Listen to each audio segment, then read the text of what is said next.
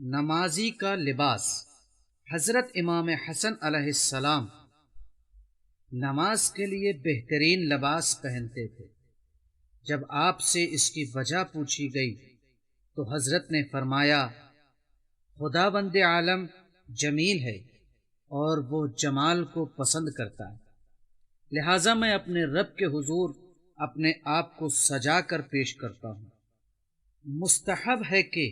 نماز کے لیے ہم اپنا بہترین لباس پہنیں،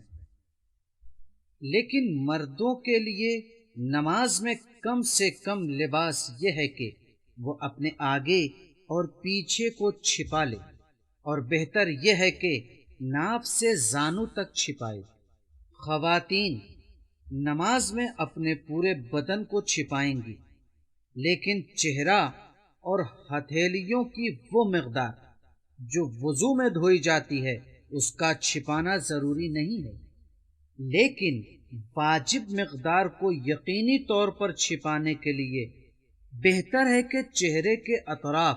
اور کلائی کے نچلے حصے کو کچھ زیادہ مقدار میں چھپائے۔ البتہ اگر نماز پڑھنے والی خاتون کو معلوم نہ ہو کہ وہ حصہ جو نماز میں چھپانا چاہیے کھلا ہے اور نماز کے دوران اسے احساس ہو جائے، مثلا کوئی خاتون نماز کے درمیان محسوس کرے کہ اس کے سر کے کچھ بال مخنے وغیرہ سے باہر ہیں، تو اسے فوراً چھپا لینا چاہیے، اور ایسی صورت میں اس کی نماز صحیح ہوگی۔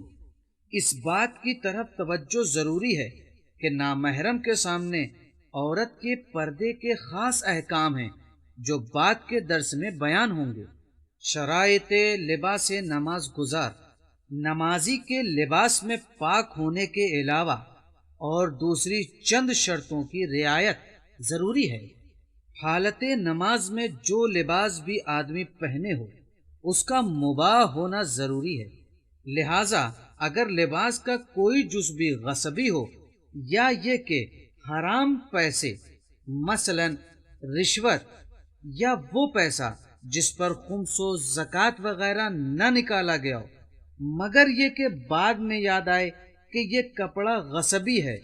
تو اس میں بھی نماز باطل ہے۔ دوسری شرط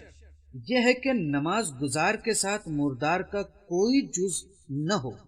چاہے وہ لباس کی شکل میں ہو یا کسی دوسری شکل میں۔ مردار کی قسمیں اور اس کے احکام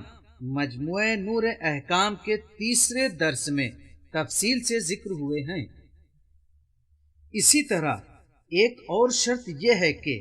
لباس حرام گوشت جانور کے اجزاء سے نہ بنایا گیا ہو۔ اگر نماز کی حالت میں جو لباس ہم پہنے ہوئے ہیں اس کا کوئی جز یا حصہ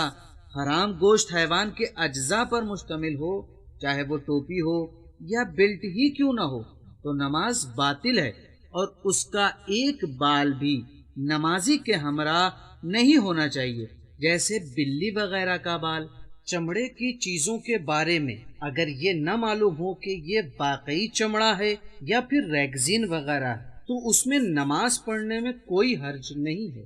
لیکن اگر لباس وغیرہ کا چمڑا ہونا یقینی ہو تو ضروری ہے کہ وہ حلال گوشت حیوان کا ہو اور شرعی طور پر اسے ذبح کیا گیا ہو، یا کم از کم کسی ایسے شخص سے خریدا گیا ہو جو ان تمام باتوں کی رعایت کرتا ہو۔ اگر لباس ایسے اجزاء پر مشتمل ہو جو بے جان ہوتے ہیں اور ہم کو اس کے حرام گوشت جانور کے جز ہونے کا یقین نہ ہو تو اس میں نماز پڑھی جا سکتی ہے۔ اس سلسلے میں آخری نقطہ جس کی نمازی کے لباس میں رعایت ضروری ہے یہ ہے کہ ایسا لباس جو خالص ریشم کا ہو یا اس میں سونا استعمال کیا گیا ہو مردوں کے لیے ہر حال میں حرام ہے اور اس میں نماز باطل ہے۔ اسی طرح مردوں کے لیے سونے کے زیور مثلا زنجیر، انگوٹھی کا استعمال حرام ہے اور اس میں نماز باطل ہے، لیکن پلاٹینیم پہننے میں کوئی حرج نہیں ہے۔ البتہ سونے کا استعمال عورتوں کے لیے چاہے وہ نماز میں ہو یا اس کے علاوہ کوئی اشکال نہیں ہے۔